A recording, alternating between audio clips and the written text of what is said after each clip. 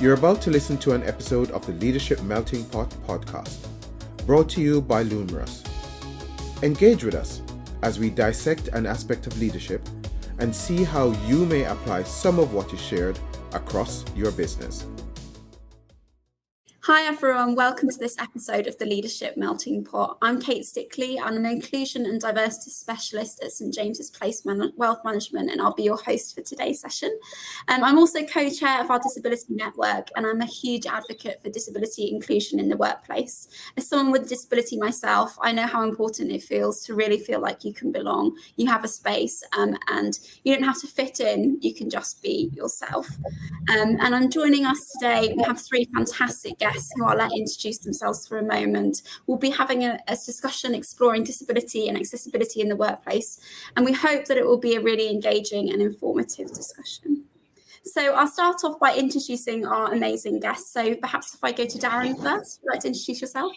Of course, Kate, thank you. Yes, my name is Darren Fallon. I head up a business analysis practice, and I guess I don't have any lived experiences necessarily, but I'm a huge advocate of supporting the disability community and offering experiences and opportunities in the workplace. So yeah, I'm really looking forward to and excited about this discussion today. Yeah, thanks, Darren. And Sam, if I come to you. Good afternoon or good morning, depending on where in the world you are. My name is Sam Evans. I'm in Atlanta, Georgia, in the U.S. I work for the International Association of Accessibility Professionals. So all of our community members are people that work in accessibility, both in the built environment, in the digital space, and policy. And I come with several decades of firsthand experience living with a dear friend who was losing her vision, but I also am a hard of hearing person, and I use hearing aids and have been a lip reader most of my life before I addressed my hearing loss. So, but I'm an accessibility advocate, and I really enjoy being able to do work to teach people how to make the world a more barrier-free place. Thanks, Sam. And Alasdair, finally to you. I'm Alasdair Cooper. I've been with St James's Place for quite a few years. My background is, I guess I started out like many people just thinking that I didn't have any particular disabilities and exposure to it. But through my first job, where I worked with a couple of people who had significant sort of vision challenges, I was very early in a world where that was just part of what everyone did. You made adjustments. But then as I've gone through life, I've developed I now have a hearing issue, so I have hearing aids as well, Sam. So I welcome to that world and learning to lip read slowly. But then when my daughter came along about 10 years ago, my daughter was born with Down syndrome. And at that point, suddenly it became much more important to me not only to be understanding about inclusion, but my own disability in terms of hearing loss, because my daughter didn't speak for 6 or 7 years, really. So we learned to sign. So I've been on a journey of learning all about what is inclusion, what is diversity, why it's important. And now I kind of think I actually really enjoy the journey, and it's not something that would have maybe been quite frightening, I think, when I started out. It's not. And actually to be on the other side of that and to see that you do need help and you can help others is it's a rewarding place to be, because you get to give back and to see others achieve what they can do. And that's why it's important to me. Thanks, Alasdair. And to your point about the journey, often we have such a narrow focus on the destination, we forget to reflect on what we've learnt along the way, and often we don't celebrate the milestones along the way. And I think that's really important, particularly when we're thinking about journeys around inclusion and diversity. So I thought to start off our discussion, I'm conscious that a number of people find language really challenging when we're talking about disability, accessibility, inclusion and diversity. So I thought we could kick off by defining or introducing some of the key terms that we'll be using today. And it's probably really important to point out that how we define them or use them in the context of this discussion will differ to the way that other individuals might define them and use them. It's Disability in particular is a term that is very personal to the individual, and you'll see different people adopting and using it in a way that suits them. But it's really important you have a common language to be able to speak about this, and to not use that language as an excuse or as a barrier to not having the conversation and shying away from it. So kind of I'll open up the question to the floor, but perhaps Sam, if I come to you first around kind of disability and defining it, how would you kind of encourage others to think about disability in terms of understanding what it is, what perhaps its remit is when we're talking about it in this discussion? So disability, as you listen or read or engage with discussions about disability, you'll hear a lot of different perspectives. So you may hear people refer to disability as a diagnosis of, and that for the individual person may be their lived experience. Alasdair, like you said, your daughter is born with Down syndrome. I'm a person who's hard of hearing. So those are traits of types of disabilities. But I tend to like the model of talking about the disability, the perspective of disability or model of disability. There's an author who's a universal design specialist, and Kat Holmes refers to disability as the mismatch between a person and their body or their mind in the world in which they live. And when there's a mismatch, it's not the person or the disability that's the barrier, it's the environment. So if we can work to remove those barriers, we can allow people with disabilities the right to live, learn, work, and play in their community of choice, and use their assistive technologies or devices that they prefer to engage, feel as if they have an opportunity to belong and to thrive. So disability will be topics that each person will address differently, whether that is a visual disability, a hearing audible disability, a spoken word, learning, reading, mental health, physical disability with parts of the bodies. There's lots of different types of disabilities. But the important thing I think to remember is that disability is part of a person's lived experience. It's not a sentence. It's not if somebody has a medical disability, they may want to mitigate pain and discomfort, but people don't suffer from disabilities. That's part of who they are. And so we like to equate disability with, some people will prefer an identity as well as how their body engages with the world. And I think it's really important to remember as well that not all disabilities are visible. So some of the ones that perhaps spring to mind when I have conversations with individuals very much in the context or the world of physical disabilities, or the ones that can feel the most apparent. But there's a number of disabilities that are also non-visible that can have just as significant an impact on an individual's interaction with the world. And Darren, Alasdair, I don't know whether you kind of wanted to add anything to that around kind of disability, but also branching into accessibility. So we'll be mentioning that quite a lot throughout today, kind of how the two interlink and kind of how you define accessibility as well. I very much agree with everything that Sam has said there. And I think it is about mismatch for me. The way I look at it is it's about adjustments, which is exactly that. And I think we all want to live in a world that's fair. And I think that's what, almost calling it disability, I think we all to some degree have things that we're good at and not so good at. And if we look at it like that, and what we say is, well, how do we make it adjustments so that it's level and equal? And I think then you can apply that to almost any circumstance, to any problem that we have, whether it's, cultural or language, or everybody sometimes needs a bit of a help up with something. And I think if we all learn to make adjustments and to think about what somebody needs to get the most, we see it now when cognizant differences and how we think about, how do somebody who is colorblind, for example, and things like that.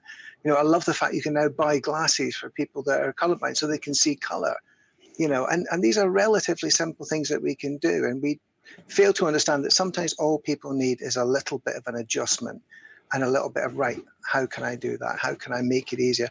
To Sam's other point, yes, the suffering thing that people tend to label, I've seen that very much with Down syndrome, is people who suffer with. And it's like, no, my daughter doesn't suffer with anything, only the fools that she's surrounded by, as far as I can work out. So there's no suffering on her part in that circumstance. She enjoys her life to the full, whatever that will be.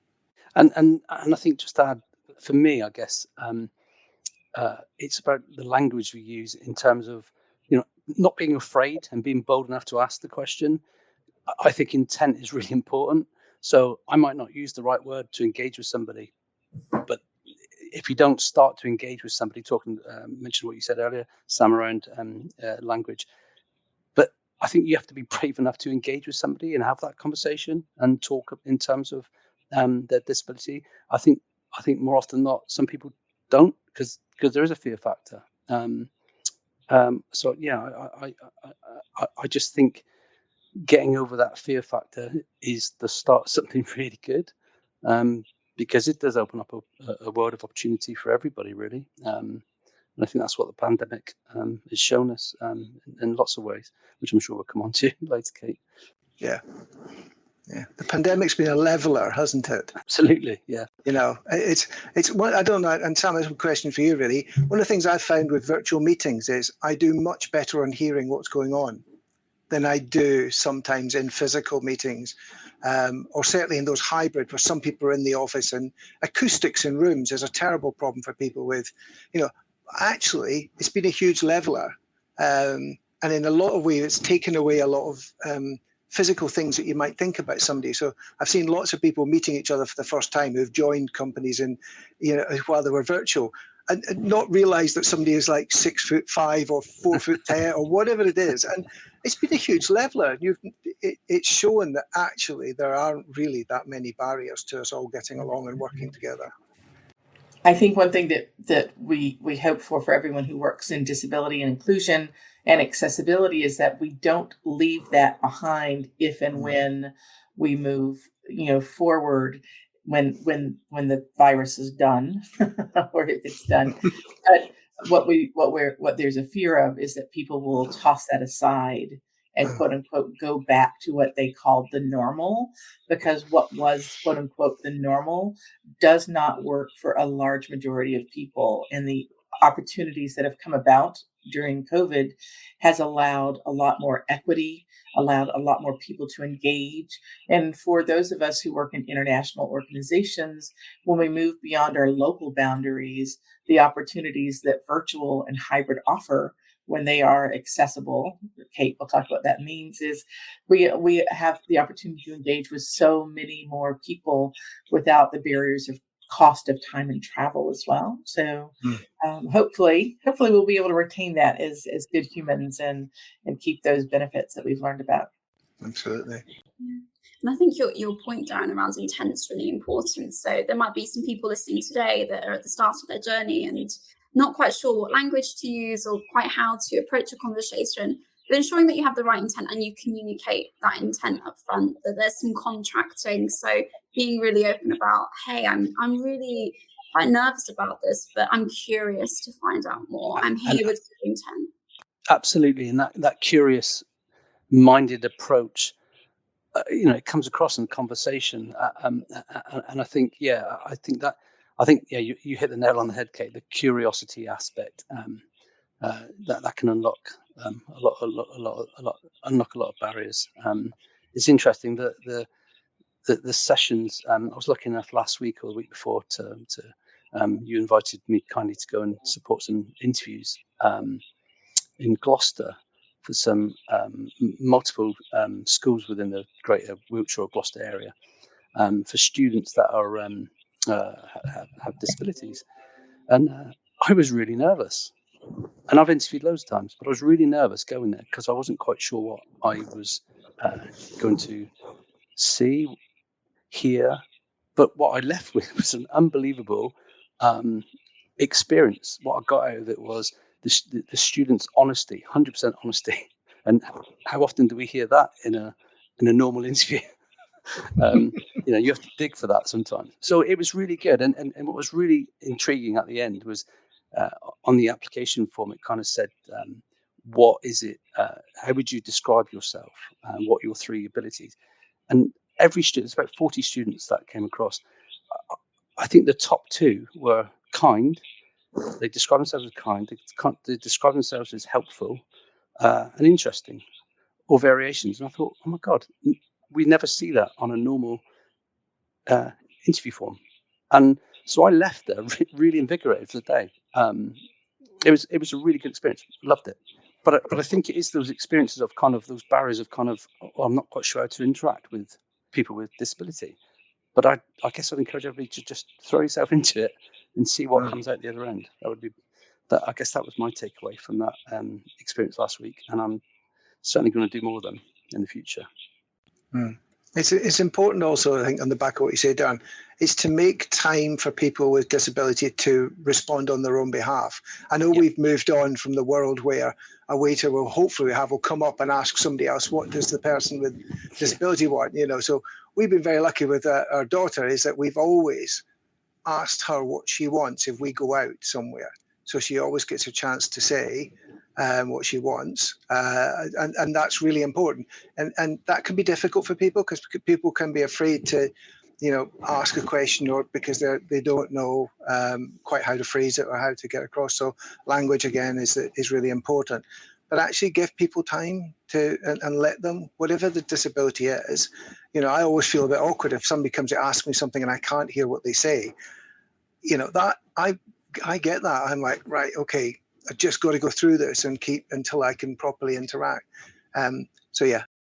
And Alasdair, to that point, I think something that we can learn in the virtual space and in person, when we facilitate meetings, events, and activities on communication. And Kate, you talked about invisible disabilities. If we take a few moments to make sure that everybody has the chance to process, which may take longer for some than others, or perhaps if somebody is reading captions or using an interpreter, they will need time to take in the information, process, and perhaps if they're using alternative or augmented communication, using a computer to speak instead of human voice, they may need a few moments to respond. And so I know that we've gotten into a rush world, but if we give a moment or take a beat and allow people to process and allow people time to respond, particularly if we're facilitating a conversation, to make sure that everybody that wants to contribute can, that also allows people who may often have felt, I don't have time to think about it, can put my thoughts together and or to respond before the conversation moves forward. So some of those things that are very simple are things that we can do to allow people better opportunity, number one, to speak or share their thoughts and their voices, and make sure everybody has a chance to feel like they've had an opportunity to contribute and thereby belong in the conversation and not feel like they've been passed over. And I think we've kind of touched on it, but kind of it would be good to open the discussion kind of heading into accessibility and adjustments and kind of focusing in on the workplace, but kind of getting to that point around what does accessibility mean? What does it look like? What can it look like in the workplace? But kind of that secondary point around why is it important and necessary as well. So first, if we perhaps unpack kind of what do we really mean by accessibility and what might it look like in the workplace? And it'd be good to get some examples that people can kind of take away and put into practice. So perhaps, Sam, if I come to you first, then I'll come to kind of Darren and Alasdair as well. So when we talk about accessibility, so in the physical world, built environment, building accessibility means how can I get in the building? Can I access multiple floors? Are there, so physical disabilities means things that allows you to engage with the built environment. And many people are familiar with this, with accessible parking, curb cuts, lifts, these sorts of things, or in restrooms with pull bars or wider doors, wider passageways. So in the built environment, physical space, we're familiar with that. And accessibility in general, no matter what dynamic, means that a person who's disabled can use their tools of choice and have an equitable experience without a barrier. So in the digital space and in the workplace, since so much of our work involves technology, in the digital space, that means being able to use their assistive technology of choice if they use AT, assistive technology being AT, the abbreviation. But also making sure that we provide anything that enables people with what might be unique to them when they make an ask for an adjustment to provide that. So accessibility really does mean I can access it, whatever that is, without a barrier, or you're willing to make sure that I have what I need to make my experience equitable. So that's a very high level term, but that's what it means. Accessible. Oh, I have an accessible parking spot. There's room. I have an accessible building. There's a lift that's not at the back of the building near the dumpsters, near the bins. So accessible workplace. So our spaces are accessible. My employer will provide an adjustment for the software I use, or the monitor I prefer, or the desk that's better for my body. So accessibility, when it's open to everyone can benefit, but adjustments, and Alasdair, and I think you could speak to that, are allowing the unique needs of one person to have access to engage. It's important to also remember that we talked about this before we started, that sometimes making adjustments, you actually gather up others as well by making that you become much more broader, much more inclusive. It's really about just doing something for one person. You suddenly realize that you're making it easier for whole groups of people. And I was going to sort of say that, so it's come a long way, because I think initially people didn't understand what it was. So we had to have guidelines and rules and documents. And, you see lots of people talking about, it's, so from a technology point of view, is it single A, is it double A, is it triple A?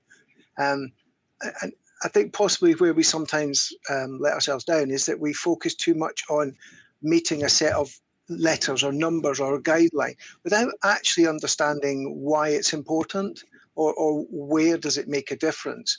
And there's another bit which maybe we can talk about later on as well, is there's a little thing here about, so if you're ever doing things like accessibility testing, make sure you use a company that has people who have additional needs or disabilities as part of it. It's a really obvious thing to do. It's not just a technical exercise. It's a lived thing. You need real people to tell you it works, not just rely on a document or a stamp on a website.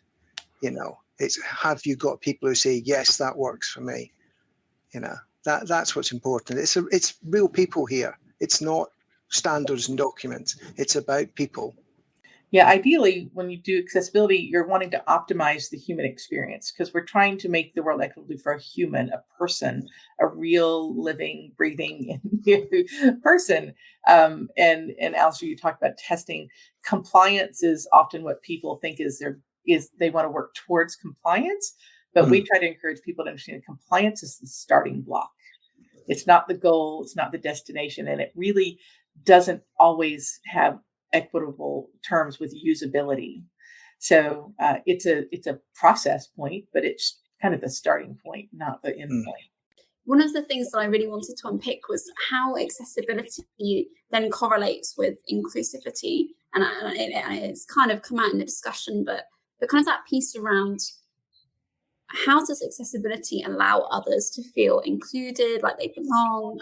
Why is it important? And particularly in reference to the workplace, so kind of what impact can it have on an individual's participation in work, their performance at work, and perhaps kind of actually, if we think more broadly around the attraction, retention, and development of talent. So actually from a business's lens, how does accessibility correlate with being able to attract really great talent to your business, but also being able to keep them there and develop them as well also? Well, that's an interesting, I guess it comes, what sticks in mind for me is, I guess, the going through the pandemic. And during that time, we were lucky enough to engage with a really good company. It's a bit of a startup called Patchwork Hub. And they, some of the challenges they had before were around how do we get people with talented individuals who have ability to add value to a business, but needed some accessibility assistance. The pandemic played right into their hands, because it was suddenly opened up a whole new world of people working remotely, hybrid, and I think, why is it important to the question? Well, I think the talent pool goes from there to there straight away, and it's massive. And I know there are other opportunities in other companies who specialize in, but ultimately, if you increase your ability to attract from a broader, diverse pool of resource, you increase your ability to retain staff. You broaden your knowledge within the organization. You upskill, you educate, all the things we said earlier around, I don't quite know what language to use when we talk about disability. It all kind of folds into that huge melting pot. So I think it's really important to have that diverse perspective and employee come into your organization. We talk about what does it mean to make something accessible. What happens when things are not accessible? What impact does that have on a person? So if someone has a reading disability or dyslexia, there are software components that will allow them to, simple things like I have a product that lets me write that tells me when I have a typographical error that allows them to communicate more effectively. Or perhaps they need a reading software that I highlight small blocks of words at a time that prevents the word from jumbling on the page for them. Or if somebody is deaf or hard of hearing, having teletype or allowing chat messaging, having captions available. If someone is blind or is low vision and doesn't have the ability to visually see what's on the screen, using human eyes, having software technology that allows them to take that in either through refreshable braille or through a screen reader. When we don't have those things that make the world accessible, that means that person does not have access, cannot engage, and does not have the ability to excel, thrive, succeed, contribute. So if we look at that human experience, what does it mean when we have lack of access? We exclude people, perhaps not intentionally, but the outcome is the same. But when we shift that to be inclusive intentionally and incorporate accessibility, it opens those opportunities to allow people to be the employee, join the team, contribute, and have the opportunity towards that equitable inclusion. So accessibility, when it's done and we intentionally build it in, prevents exclusion. I think the other way of looking at it, of course, that's very important is also that actually inclusion is very important for employers. Not just, and we go back to the point about, do you do just enough to meet a regulation or piece of legislation, or do you actually do it with heart and intent and with upside? By bringing in inclusion, we know that the statistics show that it improves that company in terms of their cognitive mix, their thought processes, the way people see the world differently. We all talk about don't recruit people that are like you, recruit people that are different to you to bring other ideas. So there is actually a really balancing improvement for businesses who bring in inclusion, and accessibility is a way to do that. Also, I think technology and accessibility are having a really interesting mix in the world. I love the fact now in these meetings you can have live transcripts. Yes. And actually, although that's great for me as somebody it's like having somebody lip reading and putting it all on the bottom of the screen in the old way. But it actually is really helpful for lots of people in lots of different circumstances.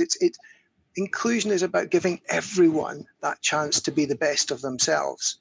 And that's when it really, really works, when it just is stuff that we do. And technology offers us a huge improvement here.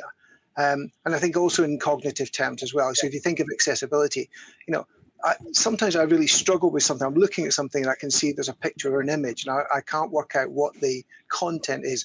Having alt text on an image, I can go, right, that's the message they're trying to get. It's a bit, sometimes I guess accessibility is the difference between doing a cryptic crossword with no clues or actually having somebody help you, and if you're not good at cryptic crosswords, I'm terrible at them.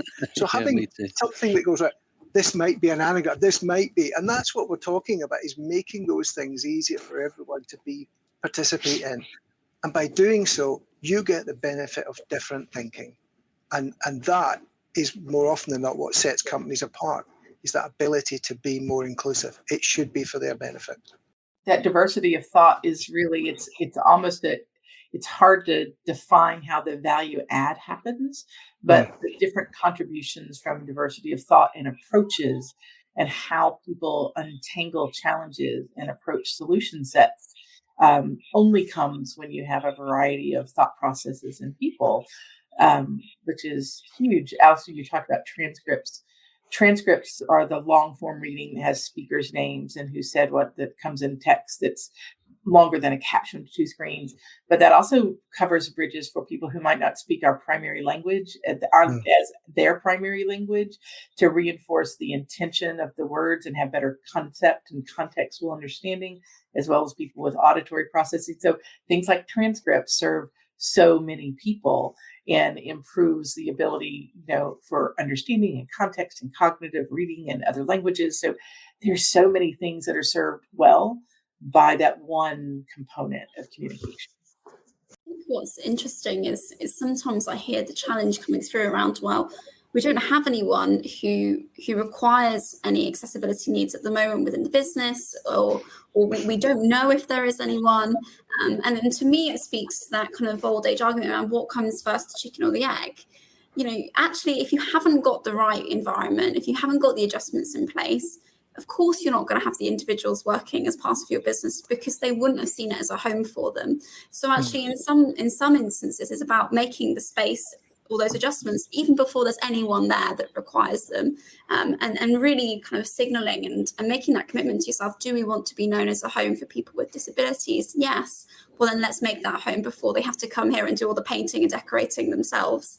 So I think that's really important. And I think it speaks to something that I'd really like to touch on around kind of the nature of disability being one that is really fluid. So you might have employees that are with you now that do not class themselves as disabled, but later on in life might become disabled through an accident, for example. They might get diagnosed with something later on in life.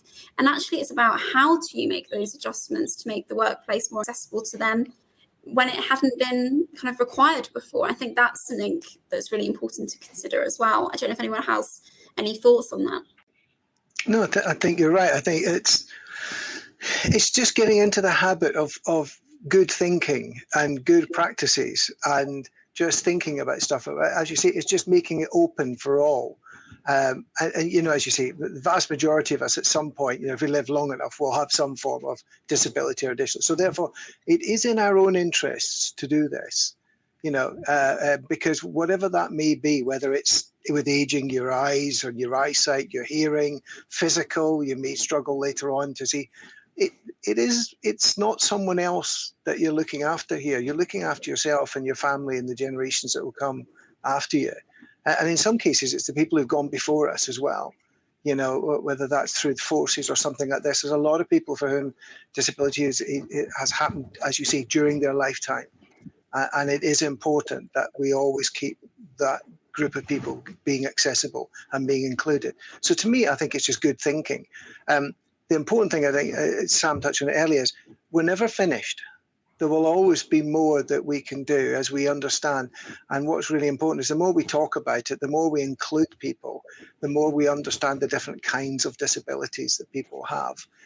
And so we can keep improving and enhancing. And that's the thing as well. There's no finishing line here. There'll always be a little bit out of reach, but we have to keep striving for that. I think what's interesting, Kate, is when people say we don't have anybody, and I hear that oftentimes.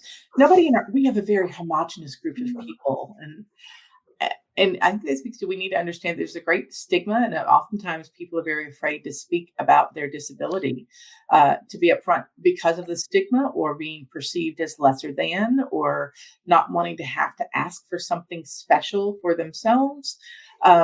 But when there's a research team in Canada, and they did a study, and I think that they found that in about 8 seconds, a disabled person that uses assistive technology can determine whether or not the website or application they're using is accessible to them.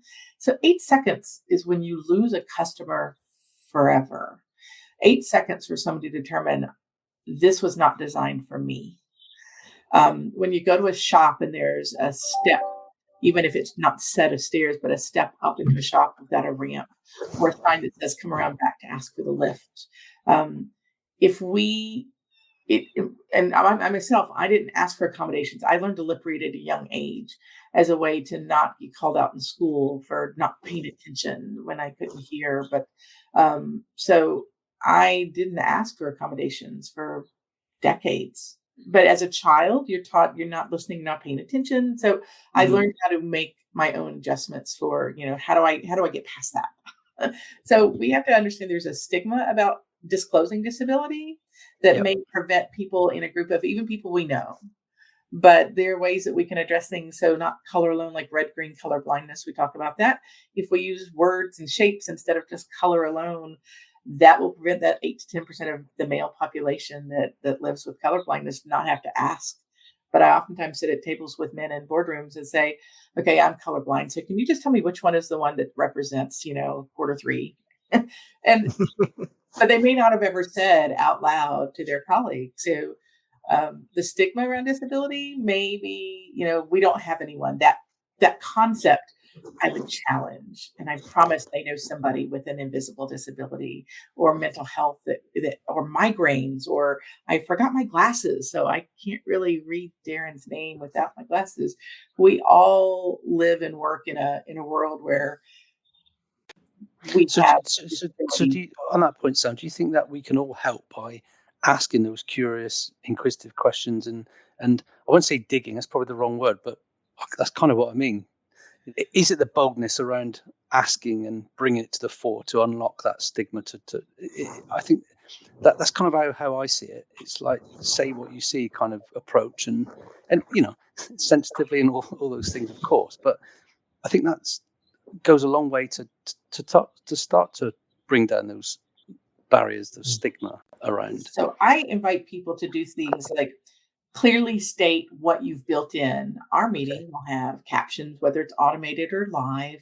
If we'll have an interpreter for this, and all of our materials will be available in an electronic format, accessible, prior to the event.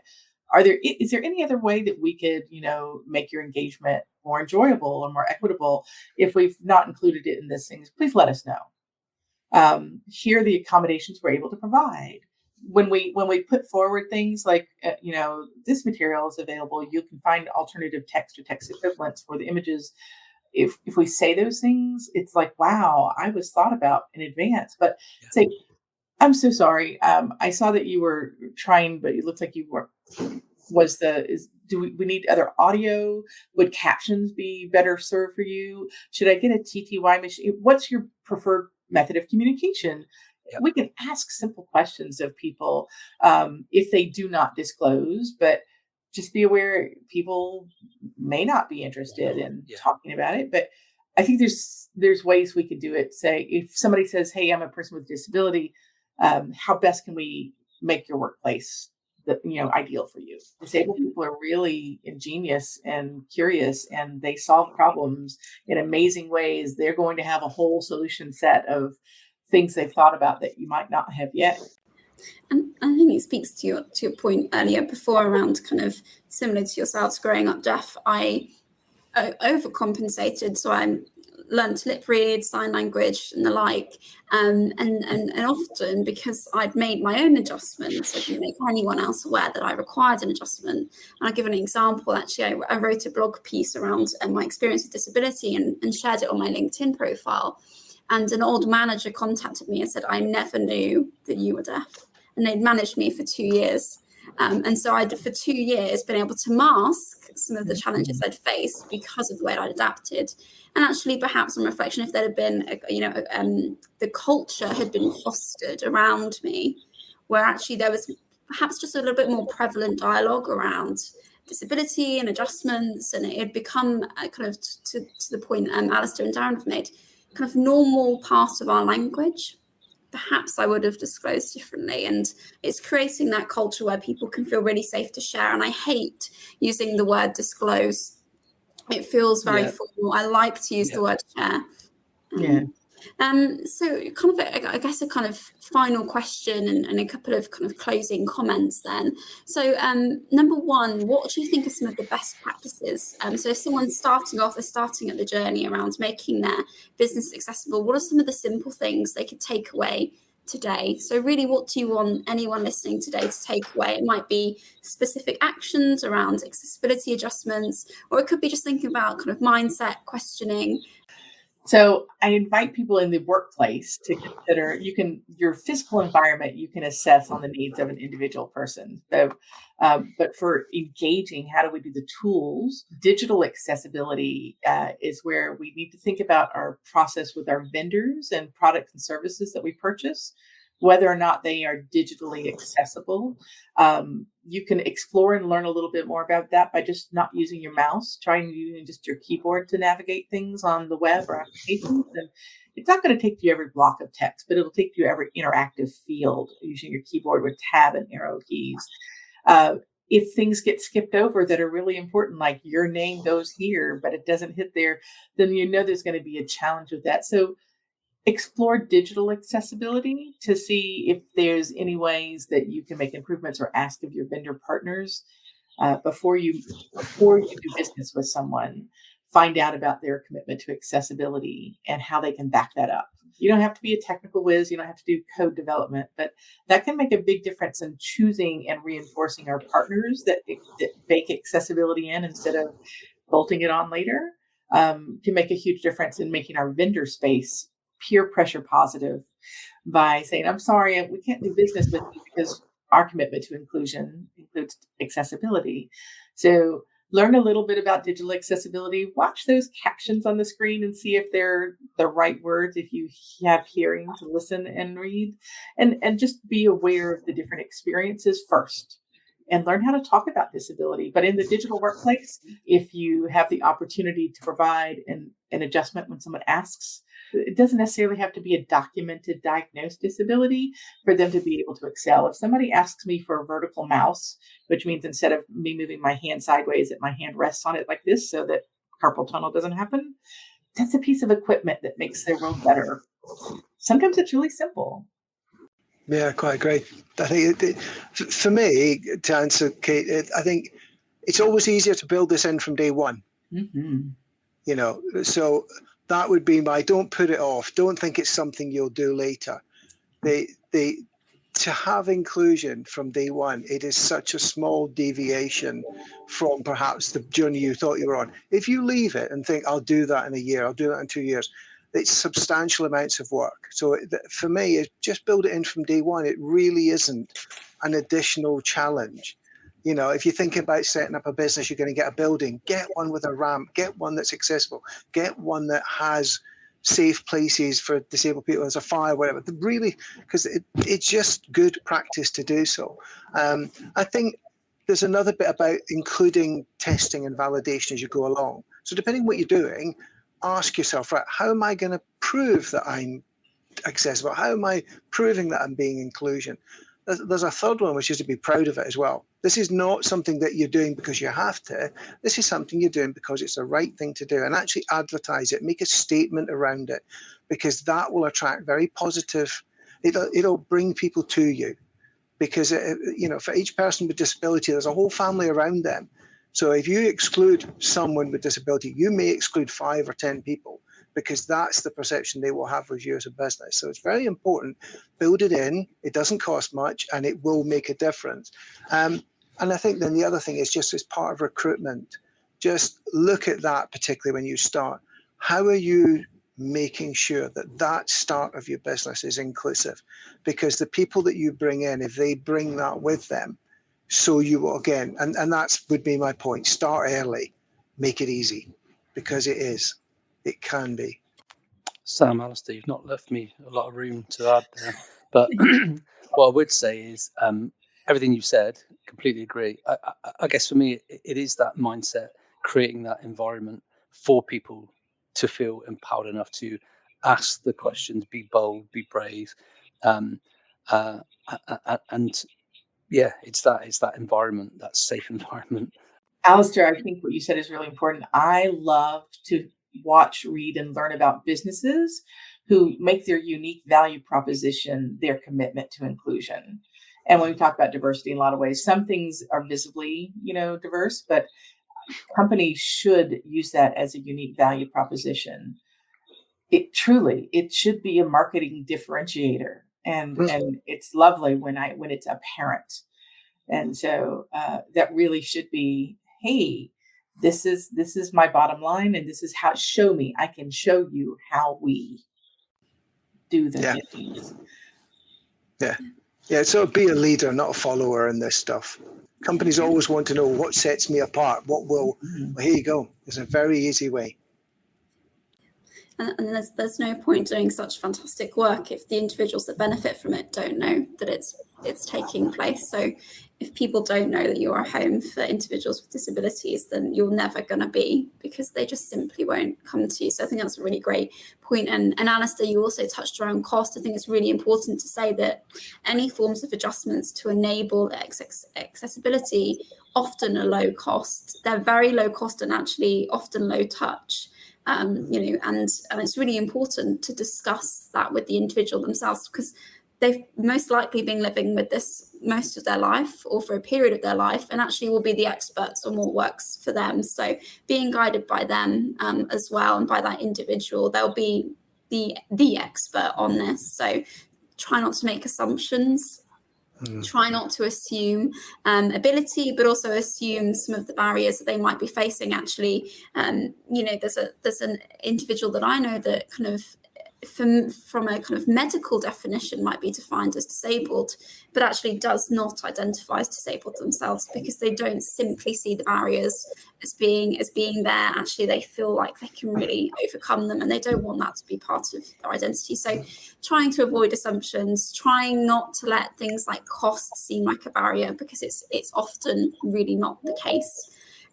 So thank you all for an amazing discussion. That's been really insightful and really fantastic to kind of unpick some of these often elusive terms that kind of businesses are starting to grapple with kind of in the midst of COVID, but moving on. How do we capture some of the benefits that have come to light for disabled individuals throughout the pandemic? So that's all we have for this episode of the Leadership Melting Pot, and thank you all for tuning in. On our next episode, we'll discuss and dissect the matter of generational diversity in the workplace. Dinosaurs and babies have a place in your teams. So I'm hoping you'll join us for our next episode looking at that. That's all we have for today, but thank you all for joining us. Your thoughts and contributions have really been remarkable. So, thank you, Kate. Thank you. Thank you. Yeah, thank you. Thank you for joining us. You can also reach us and find out more about us via our website, lumrus.com.